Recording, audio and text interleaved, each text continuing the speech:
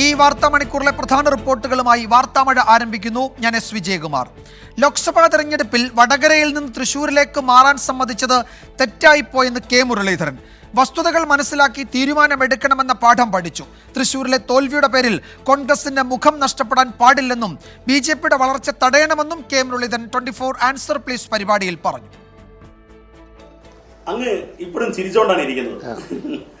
ഇത്ര വലിയൊരു തോൽവിക്ക് ശേഷവും അങ്ങ് നേതാക്കളെ കാണുന്നില്ല, പ്രവർത്തകരെ കാണുന്നില്ല. അങ്ങ് സത്യത്തിൽ ഒരു മെഡിറ്റേഷൻ മൂഡിലാണ് ഇപ്പോൾ. എന്താണ് അങ്ങയുടെ മനസ്സിലൂടെ ഇപ്പോൾ പോകുന്നത്?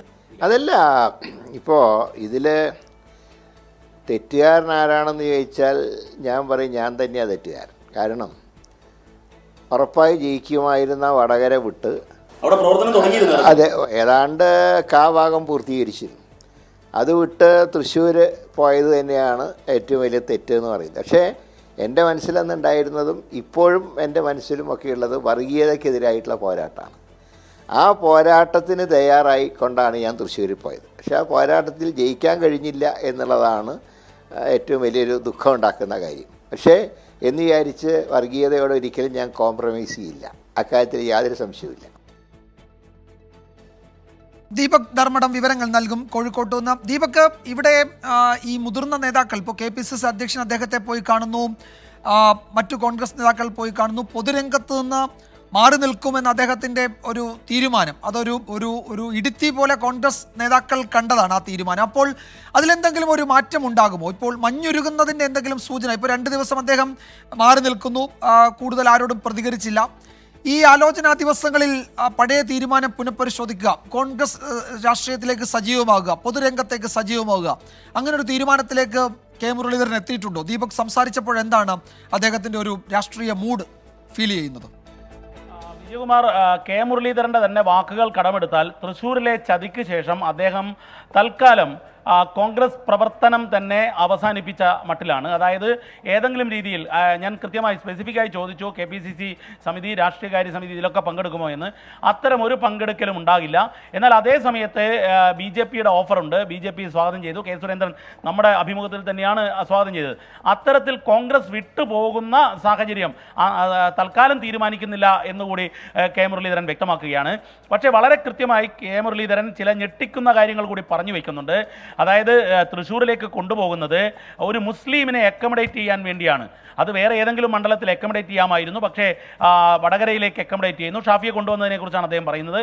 താൻ തൃശ്ശൂരിലേക്ക് പോകാൻ നിർബന്ധിതനാകുന്നു, അന്ന് വേണമെങ്കിൽ പോകാതിരിക്കാമായിരുന്നു, ആ തീരുമാനം ഉചിതമായില്ല എന്ന് അദ്ദേഹം പറയുന്നു. മറ്റൊന്ന്, തൃശ്ശൂരിൽ അദ്ദേഹം ചതിക്കപ്പെട്ടു എന്നുള്ളത് തന്നെയാണ്. ആരാണ് വഞ്ചിച്ചതെന്ന് ജനങ്ങൾക്കറിയാം, ജനങ്ങൾ അവർക്ക് മറുപടി നൽകും. ഈ തെരഞ്ഞെടുപ്പ് അവസാനത്തെ തെരഞ്ഞെടുപ്പല്ല എന്നുകൂടി കെ മുരളീധരൻ പറയുമ്പോൾ കെ മുരളീധരൻ വിശ്രമത്തിലേക്ക്, ആ പൂർണ്ണമായ അർത്ഥത്തിലേക്ക് പോവുകയല്ല.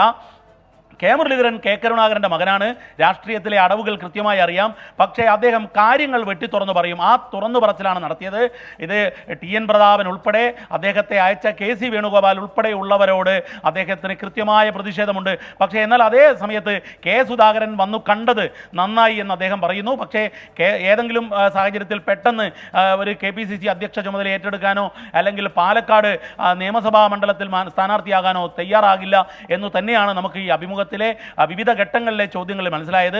ഏതായാലും BJPയിലേക്ക് തൽക്കാലം ഇല്ല എന്ന് കെ മുരളീധരൻ ഉറപ്പിച്ചു പറയുന്നു. കോൺഗ്രസ് ശക്തിപ്പെടേണ്ട ആവശ്യകതയെക്കുറിച്ച് പറയുന്നു. പക്ഷേ തന്നെ തോൽപ്പിച്ചവർക്ക് കൃത്യമായ മറുപടി ജനം നൽകും, അവരെ ഞാൻ ജനങ്ങൾക്ക് വിട്ടുകൊടുക്കുന്നു എന്നാണ് പറയുന്നത്. ഞാൻ അവരുടെ പേര് പറയുന്നില്ല. മറ്റൊരു കാര്യം, ഏതെങ്കിലും അന്വേഷണ കമ്മീഷൻ വെച്ചുകൊണ്ട് അതിൻ്റെ റിപ്പോർട്ട് KPCC ഓഫീസിലെ അലമാരയിൽ വിശ്രമിക്കാൻ വേണ്ടി ഒരു അന്വേഷണ കമ്മീഷൻ വെക്കേണ്ട. അന്വേഷണ കമ്മീഷൻ വെച്ചാൽ അവിടെ തല്ല് നടക്കും. ഇന്നലെ തൃശ്ശൂർ DCCയിൽ കണ്ടത് അതാണ്.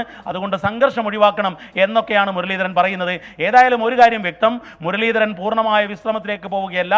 ഈ തെറ്റു ചെയ്തവർക്ക് കൃത്യമായ തലവേദനയായി കെ മുരളീധരൻ ഉണ്ടാകുമെന്ന് നമുക്ക് ഉറപ്പിക്കാം. വിജയകുമാർ, യെസ്, പല പ്രധാനപ്പെട്ട കാര്യങ്ങളും കെ മുരളീധരൻ തുറന്നു പറയുന്നുണ്ട്. ദീപക് ധർമ്മടവുമായി നടത്തിയ അഭിമുഖത്തിൽ എന്താണ് കോൺഗ്രസിൽ നടക്കാൻ പോകുന്നത് തൃശ്ശൂരിൻ്റെ പശ്ചാത്തലത്തിൽ എന്നതിൻ്റെ ചില സൂചനകൾ കൂടിയുണ്ട്. സജീവ രാഷ്ട്രീയത്തിൽ നിന്ന് വിട്ടുനിൽക്കാനുള്ള അദ്ദേഹത്തിൻ്റെ തീരുമാനം അത് അപ്പാടെ നടപ്പിലാക്കില്ല. അതിൽ വലിയ മാറ്റങ്ങൾ ഉണ്ടായേക്കും. തനിക്കെതിരെ തൃശ്ശൂരിൽ പ്രവർത്തിച്ചവരെ പറ്റി അറിയാം. അതിലെ സൂചനകളൊക്കെ അദ്ദേഹം സംസാരമധ്യേ പറയുന്നുമുണ്ട്. ലോക്സഭാ തെരഞ്ഞെടുപ്പിന് ശേഷമുള്ള കെ മുരളീധരൻ്റെ ആദ്യ അഭിമുഖത്തിൻ്റെ പൂർണ്ണരൂപം ഇന്ന് ഉച്ച കഴിഞ്ഞ് 3:30 24-ൽ കാണാം. ഇന്നത്തെ മറ്റു ചില പ്രധാന റിപ്പോർട്ടുകളിലേക്ക് വാർത്താമഴ കടക്കുകയാണ്. മൂന്നാം നരേന്ദ്രമോദി സർക്കാരിന്റെ സത്യപ്രതിജ്ഞ നാളെ നടക്കാനിരിക്കെ മന്ത്രിസഭാ രൂപീകരണ ചർച്ചകൾ അന്തിമഘട്ടത്തിൽ. മുൻ മന്ത്രിസഭയിലെ BJP നേതാക്കൾ തുടരുമെന്നാണ് സൂചന. TDPയും JDUവും ഓരോ ക്യാബിനറ്റ് മന്ത്രിസ്ഥാനം കൊണ്ട് തൃപ്തിപ്പെടേണ്ടി വരും. സ്പീക്കർ പദവിയിൽ ധാരണയായിട്ടില്ല. നാളെ വൈകിട്ട് 7:15 രാഷ്ട്രപതി ഭവനിൽ നടക്കുന്ന സത്യപ്രതിജ്ഞാ ചടങ്ങിൽ ഘടകകക്ഷി മന്ത്രിമാരും അധികാരമേൽക്കും. R രാധാകൃഷ്ണൻ ഡൽഹിയിൽ നിന്ന് വിവരങ്ങൾ നൽകും. ഇപ്പോൾ ഈ JDU, TDP തുടങ്ങിയ പാർട്ടികൾക്ക് ഓരോ ക്യാബിനറ്റ് പദവി എന്നത് അവർക്ക് സ്വീകാര്യമാണ്. ഇപ്പോൾ ചില ഇംഗ്ലീഷ് ചാനലുകൾ പറയുന്നു JDUവിന് 2 ക്യാബിനറ്റ് പദവി. ഒന്ന് അവരുടെ ഏറ്റവും പ്രധാനപ്പെട്ട, നിതീഷ് കഴിഞ്ഞാൽ അവിടുത്തെ പ്രധാനപ്പെട്ട നേതാവായ ലല്ലൻ സിംഗിന് അദ്ദേഹം മന്ത്രിയാകും. പിന്നെ ഒരു മന്ത്രി കൂടി, 2 പ്രധാനപ്പെട്ട ക്യാബിനറ്റ് വകുപ്പുകൾ കൂടാതെ സഹമന്ത്രിസ്ഥാനം എന്നും അങ്ങനെ ചില റിപ്പോർട്ടുകൾ കൂടി വരുന്നുണ്ട്. അതല്ല, ഒരു ക്യാബിനറ്റും ബാക്കി പ്രധാനപ്പെട്ട സഹമന്ത്രി സ്ഥാനവും എന്ന വിവരം വരുന്നുണ്ട്. അപ്പോൾ ധാരണയായിട്ടുണ്ടോ അതോ ഈ അഭ്യൂഹങ്ങളാണോ പ്രചരിക്കുന്നത്? ഇക്കാര്യത്തിൽ ഔദ്യോഗികമായിട്ടുള്ള ഒരു പ്രഖ്യാപനം വരാതെ നമുക്ക് ഇതിൻ്റെ ഒരു തീരുമാനം ഔദ്യോഗികമായിട്ട് പറയാൻ സാധിക്കില്ല. ഈ പ്രധാനപ്പെട്ട നേതാക്കന്മാരുടെ ഭാഗത്തു നിന്നും ലഭിക്കുന്ന സൂചനകൾ അനുസരിച്ച് ഉള്ള വിവരങ്ങളാണ് ഒരുപക്ഷെ നമുക്കിപ്പോൾ നൽകാനായിട്ട് സാധിക്കുന്നത്. അതനുസരിച്ച് നിലവിലുള്ള സ്ഥിതിഗതികൾ ഇങ്ങനെയാണ്. വിജയൻ പറഞ്ഞതുപോലെ 2 ക്യാബിനറ്റ് പദവി JDUവിന് നൽകണം എന്നുണ്ടെങ്കിൽ അതിന് സമാനമായിട്ട് ഉള്ളതോ അതിനേക്കാൾ കൂടുതലോ TDPക്ക് നൽകേണ്ടി വരും. അങ്ങനെയാണെങ്കിൽ 2 JDUവിന് നൽകുമ്പോൾ 3 ക്യാബിനറ്റ് പദവിയെങ്കിലും TDPക്ക് നൽകേണ്ട അവസ്ഥ വരും. അപ്പോൾ 5 ക്യാബിനറ്റ് പദവി അവർക്ക് വേണ്ടി മാത്രം മാറ്റിവെക്കേണ്ടി വരും. മറ്റ് ഘടകകക്ഷികളും ഈ സഹമന്ത്രി പദം കൊണ്ട് ഇങ്ങനെയുള്ള ഒരു അവസ്ഥയിൽ പൊരുത്തപ്പെടാനായിട്ട് തയ്യാറായില്ല. അതായത് ഏതാണ്ട് 10 വരെ ക്യാബിനറ്റ് മന്ത്രി പദവി അങ്ങനെ മാറ്റിവെക്കേണ്ടി വരും. അതിൻ്റെ ഫലം മറുവശത്ത് വരുന്നത് BJPക്ക് കേവലം 15 ക്യാബിനറ്റ് മന്ത്രി പദവി എന്ന വിധത്തിലേക്കാകും എത്തുക. ഇതൊരിക്കലും BJPക്ക് സ്വീകാര്യമല്ല. ഈ ഒരു സാഹചര്യത്തിലാണ് ഈ 57 മന്ത്രി പദങ്ങളെ ആകെ പരിഗണിച്ചുകൊണ്ട് അതിൻ്റെ അടിസ്ഥാനത്തിൽ MP-മാരുടെ എണ്ണത്തിൻ്റെ അടിസ്ഥാനത്തിലുള്ള വീതം വെപ്പിന് BJP ഇപ്പോൾ തയ്യാറായിരിക്കുന്നത്. അപ്രകാരമാണ് ഈ സംഖ്യയിലേക്ക് എത്തിയിരിക്കുന്നത് എന്നാണ് അറിയാൻ സാധിക്കുന്നത്. കഴിഞ്ഞ ദിവസം തന്നെ ഇതുമായി ബന്ധപ്പെട്ടിട്ടുള്ള BJPയുടെ നിലപാട് അവർ അറിയിച്ചു കഴിഞ്ഞു. അത് സ്വീകരിച്ചേ മതിയാകൂ എന്ന വിധത്തിലേക്ക് കക്ഷികളും എത്തിയിട്ടുണ്ടെന്നാണ് BJP പറയുന്നത്. ലല്ലൻ സിംഗിനെ പോലെയുള്ള ഒരു പ്രധാനപ്പെട്ട നേതാവ് ക്യാബിനറ്റ് മന്ത്രി പദവിയിൽ ഇരിക്കുന്നതിൽ BJPക്ക് ഒരു ഏതെങ്കിലും വിധത്തിലുള്ള ഒരു അഭിപ്രായ ഭിന്നതയില്ല. മറിച്ച് അങ്ങനെ നൽകുന്ന ഒരു സാഹചര്യത്തിൽ മറ്റ് ആർക്കെങ്കിലും കൂടി വേറെ ക്യാബിനറ്റ് പദവി നൽകാനായി സാധിക്കില്ല എന്ന നിലപാടാണ് BJP സ്വീകരിച്ചിരിക്കുന്നത്. ഏതായാലും ഉഭയകക്ഷി ചർച്ചകൾ തുടരുകയാണ്. ഇന്ന് രാത്രിയോടുകൂടിയായിരിക്കും ഈ ലിസ്റ്റ് കൈമാറുന്നത്. ആ ലിസ്റ്റ് കൈമാറുന്ന ഘട്ടത്തിലായിരിക്കും വിജയൻ ഇതുമായി ബന്ധപ്പെട്ടിട്ടുള്ള ഔദ്യോഗികമായിട്ടുള്ള സ്ഥിരീകരണം ഉണ്ടാവുക. ആ ലിസ്റ്റിലായിരിക്കും ആരൊക്കെ മന്ത്രിമാരാകും. ഇപ്പോൾ തീരുമാനിച്ചിരിക്കുന്ന 57 പേർ എന്നതാണ് ഒരു ഏകദേശ ധാരണ എത്തിയിരിക്കുന്നത്. അത് 57 എന്നുള്ളത് ഒരു 59 വരെയോ അല്ലെങ്കിൽ 55 വരെ കുറയാനോ ഉള്ള ഒരു സാഹചര്യമാണ് ഉള്ളത്. ഏതായാലും ഈ 57 പേർ വരുന്ന ഒരു സാഹചര്യത്തിൽ അത് പേര് രാഷ്ട്രപതി ഭവന് രാത്രിയോടുകൂടി കൈമാറും.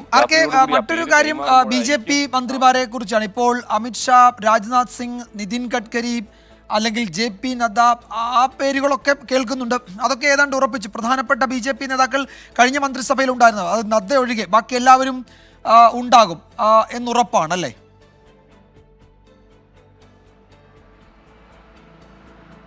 അങ്ങനെയാണ് വിജയൻ ഇപ്പോൾ പറയാൻ സാധിക്കുന്നത്. BJP നേതാക്കൾ പറയുന്നത്. കാരണം കഴിഞ്ഞ തവണത്തെ പോലെ ഒരു സാഹചര്യമല്ല ഇത്തവണയുള്ളത്. കേവല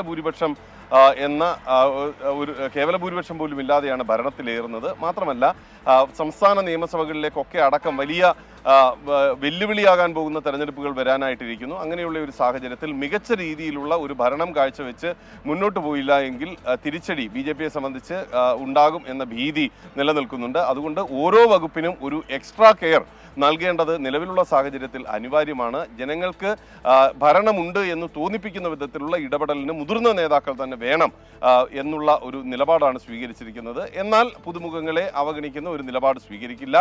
ബാൻസുരി സ്വരാജിനെ പോലെയുള്ള വനിതാ മുഖങ്ങളെ ഉൾപ്പെടുത്തുന്നത് ആ ഒരു പശ്ചാത്തലത്തിലാണ്. അമ്മ സുഷമ സ്വരാജിന്റെ അതേ രീതിയിലുള്ള ഇടപെടൽ നടത്താൻ അവർക്ക് സാധിക്കും എന്നതടക്കമുള്ള പ്രതീക്ഷയാണ് BJP അവർക്ക് മേൽ വയ്ക്കുന്നത്. സമാനമായിട്ടുള്ള സാഹചര്യത്തിൽ ഇപ്പോൾ നിത്യാനന്ദ റായിയെ വീണ്ടും നിലനിർത്തുന്നു, ജ്യോതിരാദിത്യ സിന്ധ്യയെ നിലനിർത്തുന്നു, സുരേഷ് ഗോപിയെ പോലെയുള്ളവരെ പുതുതായി കൊണ്ടുവരുന്നു. അങ്ങനെയുള്ള ഒരു സാഹചര്യമാണ് നിലവിലുള്ളത്. ഈ ന്യൂനപക്ഷ മുഖത്തിന്റെ ഒരു കാര്യം കൂടി ചർച്ചയിലുണ്ട് വിജയൻ.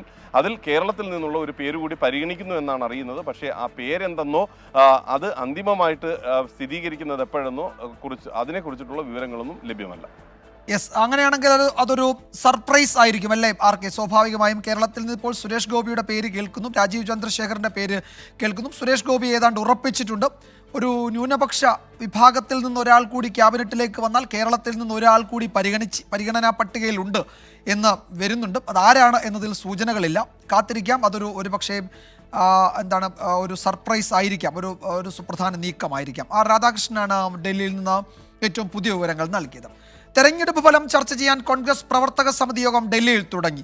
AICC അധ്യക്ഷൻ മല്ലികാർജ്ജുൻ ഖർഗെ, സോണിയാഗാന്ധി, രാഹുൽ ഗാന്ധി, പ്രിയങ്ക ഗാന്ധി തുടങ്ങിയവർ യോഗത്തിൽ പങ്കെടുക്കുന്നുണ്ട്. രാഹുൽ ഗാന്ധിയെ പ്രതിപക്ഷ നേതാവായി പ്രഖ്യാപിച്ചേക്കും. കോൺഗ്രസ് പാർലമെന്ററി പാർട്ടി യോഗവും ഇന്ന് ചേരും.